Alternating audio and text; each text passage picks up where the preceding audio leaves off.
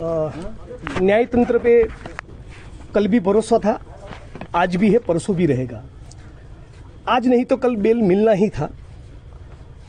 लेकिन सवाल ये हो रहा है कि बीजेपी की सरकार है और मोदी साहब नीरव मोदी को नहीं पकड़े, मेहुल चौकसी को नहीं पकड़े, विजय माल्या के खिलाफ कोई कार्रवाई नहीं की और एक ट्वीट करने पर जिग्नेश मेवानी की गिरफ्तारी करते हैं और गुजरात से इतना 1000 किलोमीटर दूर उड़ीसा की जेल में लाकर आप क्या मैसेज दिखाना चाहते हैं? असम की जेल में लाकर आप क्या मैसेज देना चाहते हैं?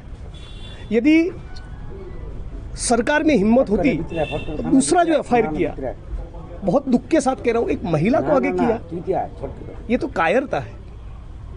मेरी इन्फ्लुएंस का इस्तेमाल करके अगर मुझे पुलिस के साथ कुछ गैर बर्ताव करना होता तो मुझे गुजरात से उठाया तब करता।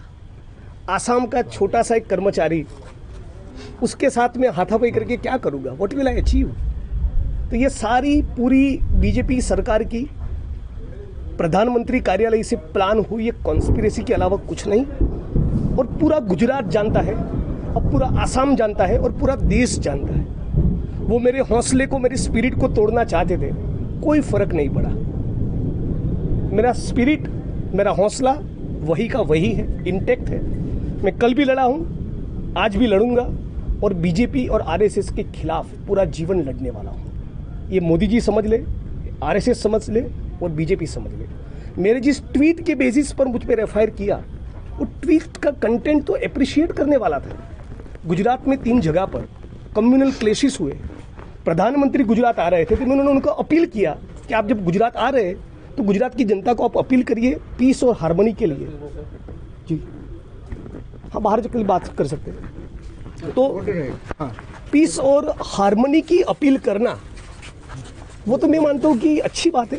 सरकार को, पुलिस को, प्रशासन को अप्रिशिएट करना चाहिए।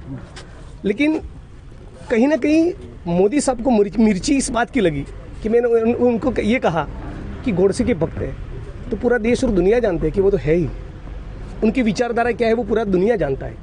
और जिस प्रकार से चंद्रशेखर आज़ाद के ऊपर केस किया, जिस प्रकार से हार्दिक पटेल के ऊपर केस किया, अखिल गोगोई के ऊपर केस हुआ, सारे जो भी यूथ लीडर है, कन्हैया कुमार के ऊपर केस हुआ, हमारे ऊपर केस हुआ, ये जितना भी यूथ लीडर के ऊपर केस किया है उसमें से कोई भी यूथ लीडर इस सरकार के खिलाफ बोलना और लड़ना बंद नहीं किया।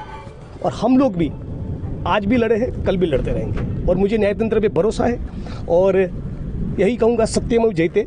ये मेरे खिलाफ जो दोनों केस किए गए, आसाम की जनता भी समझ रही है कि जिग्नेश मेवानी को टारगेट किया है, इसके खिलाफ कॉन्स्पिरेसी। आप आसाम में भी किसी का फीडबैक ले लीजिए, पुलिस का, जनता का, मीडिया पर्सन का, किसी का भी फीडबैक ले लीजिए, सारे लोग जानते हैं। तो मैं मानता हूँ कि ये कॉन्स्पिरेसी थी और इस प्रकार की कॉन्स्पिरेसी से मैं हिलने वाला नहीं हूँ। Thank you so much. आपको बहुत पता है क्या केस रुजू हुआ, उसके पूछताछ क्या? हाँ, पुलिस का काम है। मैं कस्टोडियल इंट्रोगेशन में था तो पुलिस का काम है सवाल पूछना, मेरा काम है उनको कोऑपरेट करना, जवाब देना। और मेरा जवाब यही है क्या पूछना कि ये सारे केस कॉन्कोक्टेड है, पूरा फर्जी मुकदमा है। जो केस लगाया था आपके ऊपर, जो वुमेन पुलिस ने, वो पूरा झूठा है। बिल्कुल कंप्लीटली झूठा केस है और दूध का दूध और पानी का पानी न्यायतंत्र करके रहेगा। अभी पूरा वो मोदी सरकार के खिलाफ अभी जारी रहेगा आपका? बिल्कुल, जो भी सच्चाई से मेरा लड़ने का जो स्पिरिट अब तक रहा है, मैं वो लड़ता रहूँगा गुजरात के लिए, पूरे देश के लिए। Thank you.